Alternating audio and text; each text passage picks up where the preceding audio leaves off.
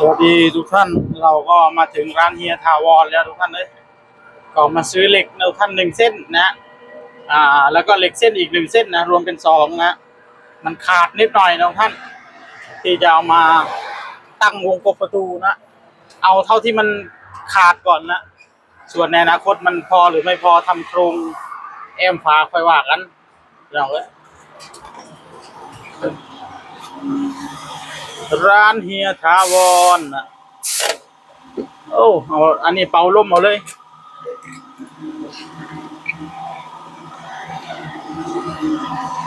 สวัสดีครับท่านโอ้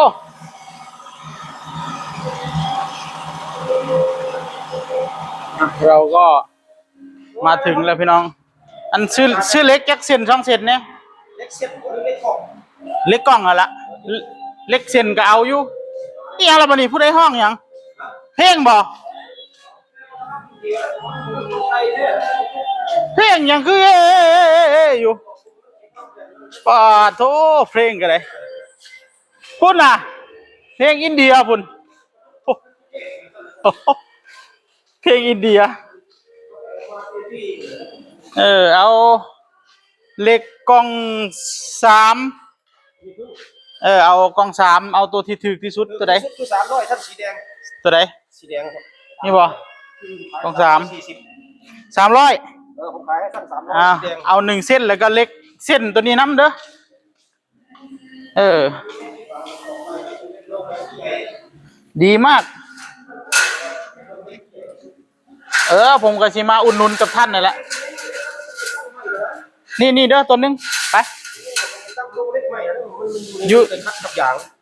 เจ้าสิไปตั้งอยู่ไสตั้งเลยเด้ท่านบ่เห็นผมพูดบ่เห็นแล้วป้ายเล็กบ่อยู่นั่นน่ะโอ้ได้การเสร็จใกล้บ้านผมจะได้บ่ต้องแล่นไกลโอ้ได้การคันอยู่นั่นเลยคันอยู่นั่นเลยแจ๋วเลยแหละเอาท่าเอายังไปเรื่องแต่ว่าต้องมาซื้อน้ำท่านแล้วเขาบ่ลดให้แล้วลูกน้องบ่แล้วก็อยู่คือกันคือค่ายคือกันเพราะว่าเสื้อสารกันแบบนี้เพราะว่าผมสิมีพนักงานขายแบบว่าอันซื้อน้ำเจ้าบัดเจ้าตัดสินใจลดให้ได้เนาะคือกันแล้วคือกันก็โทรมาหาผมถ้าจะได้ซื้อสารกันโอเคปะเห็นแล้วมันบ่ทุ่งเลยเห็นแล้วใครก็ว่าป้าเฮียถาวรแท้ๆโทงนี่ข่อยจำได้บักอันโค้งอันสีเหลืองๆน่ะมีเจ้าผู้เดียวนี่ล่ะไปเห็นของเฮียถาวรเจ้าซื้อบ่อยู่นั่นโอ้ตั้งขึ้นจังแน่นอนแท้ละบัดนี้โอ้ซื้อเลยเขาขายตอนนั้นจำได้ว่าอะไรนะ1 จุดเท่าไหร่นะ1,500,000ไปเห็นอยู่ว่าโอ้เฮียถาวรแล้วมันเศร้าบ่หรือว่ามันซื้อวะซื้อเลยเนาะเทิงเลยท่านขาดเทิงเลยโอ้แน่นอนอีหลีท่านได้มองเปิดขายเล็กแล้วเนาะบัดนี้เนาะโอ้ไกลบ้านผมกับแจ้วแล้วสินะผมออกจากซอยนั่นกับแม่นเฮือนผมเลยผมอยู่โพธิแต่ว่ามันอยู่ติดกับเขตกุสุมานเด้เจ้าเลยไปนั่นกับโพธิเราได้นะอันนี้พับได้อยู่บ่ท่านเอาม้วนพับจังซี่เอาพับเครื่องอีกนะ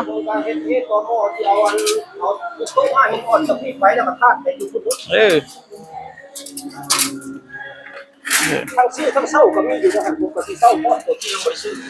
ตัวซื้อก็ซื้อตัวเศร้าก็เศร้า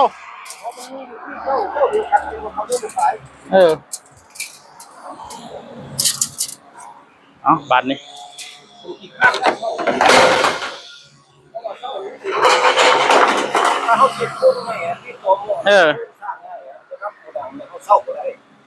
สรุปมันนั่นสิขายเล็กอย่างเดียวเลยบ่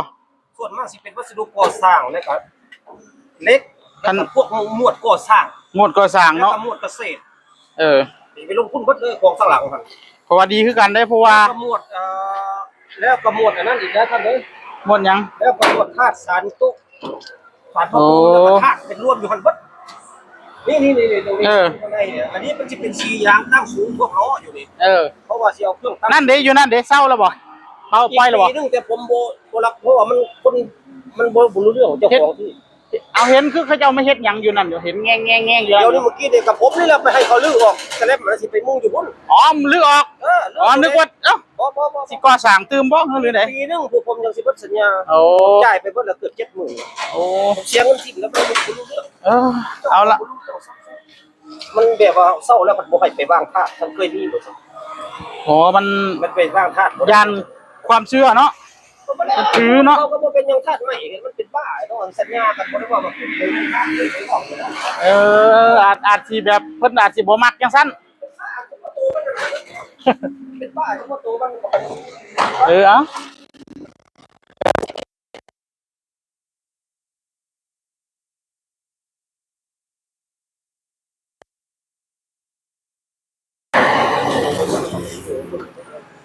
เอาเล็กนึกได้บ่ไป เอาไปเฮ็ดอยู่นี่นะแล้วบ่ให้เงินเลย โอ้ เขาก็สิบ่อยู่ฮอดนั่นแหละเขาก็สิไปหาค่าเช่าค่าหยังแล้วเขาบ่ได้อยู่แล้ว เออ ค่าเขาก็เสียต่างหากแล้ว เออ แล้วว่าเรื่องคนผีไปเลย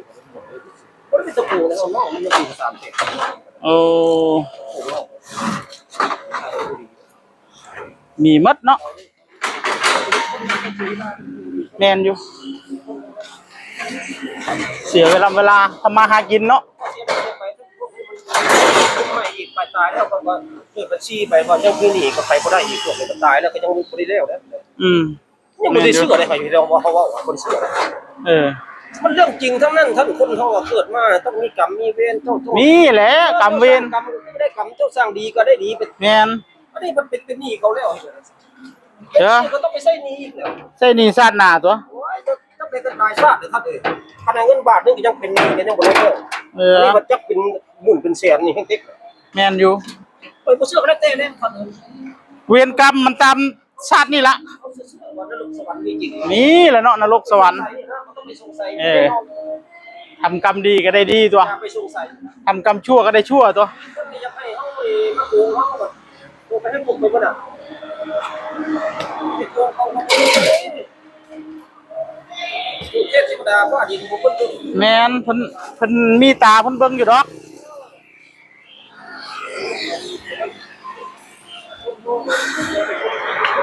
เออ ต้องซึ่งมีก็จะไปอยู่กับเขาเรื่องนั้น แม่นอยู่ซะนะ ซึ่งมีเขาบ่ได้เชื่อเดี๋ยวก็เห็นเขาจะได้เชื่อมีสรุปเขาบ่ดี เออ ต้องเชื่อกับทั่วโลกนี่ก็บ่เห็นผิดอย่าง แม่นอยู่ เขาเรื่องเชื่อมีเพราะว่า โอ้ คนมันสนุกดีนะ เออ สนุกเพราะว่า มันบ่ดีเนาะ ก็มันคนบ่ดีผมว่า เออ จะเอาสนุกคำเล่านั่นแหละจ้ะ เออ ถ้าเขาปฏิบัติเจ้าใดโอ้พูดแต่เนี่ยมันจะไปเชิญผู้ใดตัวนี้ผู้ใดก็ไปเชิญมันนี้ผมแบบนั้นจ้ะ เออ อันนี้มันเขาบอกมันจะบ่มีผู้นั้นไปเชิญไป แม่นบ่ สนุกคำเล่าอะไรอยู่เนี่ย มื้อสิเปิดมื้อใดบอกหน่อยเด้อฮะใช้เบอร์อันบัญชีห้องออมสินบ่9 338 338 365 บาท 365 นี่ไปขายได้ดอก15 บาท 365 บาททุกท่าน ขายได้ จ่ายเฮียถาวรนะเบิ่ง365เห็นบ่นี่เนมเห็นบ่ บัญชีโอนแล้วรายการแล้ว โอเคคันเปิดอยู่นั่นมันดีอย่างหนึงฮู้บ่ดีตรงที่มันบ่ต้องผ่านด่านมัน บ่แม่นไอ้ผมนี่มันสิผมจำเป็นต้องไปเฮ็ดลงใหม่อันนี้มัน มันเต็มแล้วมันบ่มีมองอันนี้เนาะ เป็นสียางเพราะว่า นี่มันมาอยู่ใกล้แล้วผมสิ เอาเล่นยางอย่างเดียว พอยางทั้งศูนย์ทั้งหยัง เออ เฮ็ดตรงนี้เขาลูกค้านอนเกี่ยวกับพวกคุยเรื่องยางอย่างเดียว โอเคได้การ วางแผนไว้นาน วางแผนไว้โดนแล้วเนาะ 10 ปีแล้วอย่าไปคิดว่าเป็นแค่น้อย 30กว่าปี ตั้งอยู่นี่บ่แม่นธรรมดา30 ปีแล้วอย่าไปคิดว่าเฮ้ยเฮ็ดน้ำหลังอย่าไปคิดเนาะ นะ น้ำหลังผมไปแล้วนี่เพียงแต่ว่าเฮายังบ่ได้เปิด เปิดเผย ทางการใหญ่ซื่อ แต่ถึงเวลามึงระวัง เอา ขายบ่มีใครได้ดอกเรื่องเล็กดีเทลนี่ครับ แล้วคนเชื่อเจ้าอยู่หรอก กว่าบัด ถือกว่าอีหลี บ่โตไปมันสิถือกว่าหลายได้3-40 บาทไก่กันหลายได้บาทนี่เอาแค่ไก่กว่ากันคุยกันกับโรงงานเดี๋ยวนี้ได้เดือนละ600,000ต่อไปให้เดือนละ2 ล้าน ดีมาก เอาไปอยู่พุ่นเลยท่านเอาคน10ล้อไปเลยได้ตัวนั้นตัวนี้มัน10ล้อเข้าบ่ได้ตัวนั้นเกณฑ์ลงแล้วได้ ในอนาคตคอยสิไปเอาสร้างเงื่อนน้ำเจ้านั่นล่ะบัดนี้ ต้องห่วงเลยบ่ ไปเอาอยู่ใส่กับบ่คือผมแล้วไปเอาอยู่ใส่ก็ได้ เพราะว่ามันถือสุดเนาะเอาเด็กกัน ใส่ก็บ่ได้แล้วมันคุ้มตลาดมันแล้ว โอ้เชื่ออยู่ดอกเพราะว่าไปซื้อมาสุราษฎร์แล้ว บ่เชื่อจังได๋มันถือก็เก้าอีกบัดนี้ โอเคขอบคุณหลายๆท่านครับผมเอาเฝ้าเปิดเด้อสิทาซื้ออยู่โอเคเฮียถาวรจะเปิดอีกสาขาหนึ่งเป็นสาขาขายเหล็กโดยเฉพาะว่าท่านแต่ว่าร้านแกขายถูกดีนะท่านอันนี้ต้องยอมรับเลยว่าแกขายถูกเหล็กแกเนี่ยเหล็กกล่อง3เนี่ย300 บาทมันไม่มีที่ไหนเขาขายกันนะส่วนใหญ่ก็จะมีแต่400 กว่าบาทนะทุกท่าน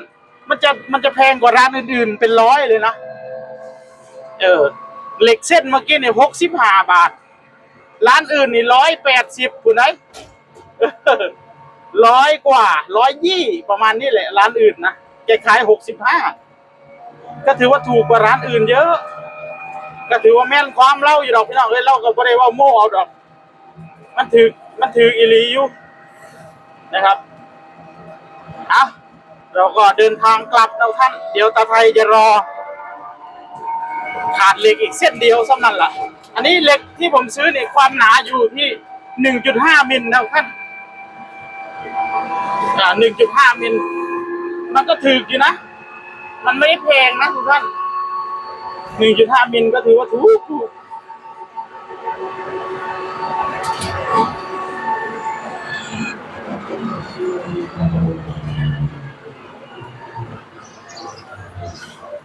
ไปรีบกลับก่อนเดี๋ยวจะไทยรอนะท่าน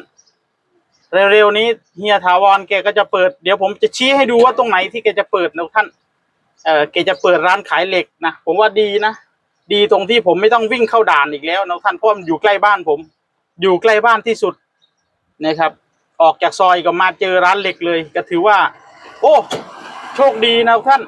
ถ้าแกเปิดจริงๆนะโอ้น่าไปอุดหนุนแกนะ1ก็คือเหล็กถูก2ก็คือร้านใกล้ที่สุดไม่ต้องวิ่งเข้าเมืองอีกต่อไปแกซื้อนะท่านแกซื้อที่ดินตรงนั้น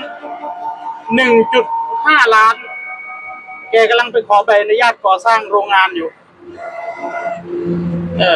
เดี๋ยวชี้ให้ดูว่าตรงไหนตอนนี้ผมก็ออกนอกตัวเมืองแล้วทุกท่านออกนอกตัวเมืองไปประมาณสักกิโลนึงถึง2 กิโลก็จะมาเจอร้านเฮียถาวรตรงข้างหน้านี่ทุกท่านแกซื้อที่ไว้ผมเห็นเขาปักป้ายขายที่กันตั้งนานแล้วล่าสุดเฮียถาวรเป็นคนมาซื้อนะพี่น้องถ้าแกมาเปิดโรงงานขายเหล็กตรงนี้นะโอ้โหรับรองใกล้บ้านผมแล้วก็ไม่ต้องวิ่งเข้าเมืองเสี่ยงเจอด่านอีกเพราะว่าลูกค้าเยอะแน่นอนเพราะว่าอะไรรู้ไหมเพราะมันจะกินทั้ง2 หมู่บ้านอำเภอกุสุมานถ้าใครไม่อยากเจอด่านก็ต้องมาซื้อตรงนี้แล้วก็แถวบ้านโนนรุ่งเรืองนะท่านถ้าใครไม่อยากเจอด่านก็ต้องมาซื้อตรงนี้นี่ร้านเฮียถาวรในอนาคตเปิดเร็วๆนี้ทุกท่านนี่กำลังก่อสร้างทุกท่านนี่เพิ่นกำลังเฮ็ดรวมยางถูกเหล็กว่าซ่านโอ้โหนี่นะทุกท่านอยู่ตรงนี้ทุกท่านที่สำคัญนี่อยู่ตรงเสาสัญญาณมือถือแล้วท่านเสาสัญญาณโทรศัพท์อยู่ตรงนี้เลยนะเฮียถาวรแกก็จะมาเปิดร้านขายเหล็กอยู่ตรงนี้ขายเหล็กขายอุปกรณ์เครื่องมือนะครับอะไรต่างๆนี่เพิ่นกำลังมาก่อสร้างอยู่นี่ขอให้ทำสำเร็จนะเพราะว่าผมจะมาอุดหนุนนะท่านขอให้แกทำสำเร็จนะท่านผมก็สิได้มาอุดหนุนแล้วพี่น้องแกจะขายอุปกรณ์ก่อสร้างนะก็ถือว่าเป็นเรื่องที่ดีนะอยู่ใกล้บ้านผมทีนี้รอดูว่าจากตรงนี้เนี่ยไปบ้านผมเนี่ยนี่ซอยเลี้ยวเข้าบ้านผมนี่ทุกท่านนี่ ซอยที่จะเลี้ยวเข้าไปหมู่บ้านผมอยู่ตรงนี้เองนี่ผมก็ไม่ต้องไปไกลเลยทีนี้วิ่งมาเอาตรงนี้เอาปูนเอาอะไรตรงนี้สบายทุกท่านเลยขอให้ได้เปิดเถอะนี่เลี้ยวเข้าซอยนี่แถวนี้ไม่ตำรวจเขาไม่ตั้งด่านนะท่านเขาจะตั้งเฉพาะหน้าอำเภอนะนี่ก็ตรงไปก็เป็นบ้านผมแล้วทุกท่านเลยตรงไปประมาณสัก3 โลแบบ3 โล 4 โลก็จะเป็นบ้านผมนะโอ้โหนี่แกเปิดตรงนี้เลยนะ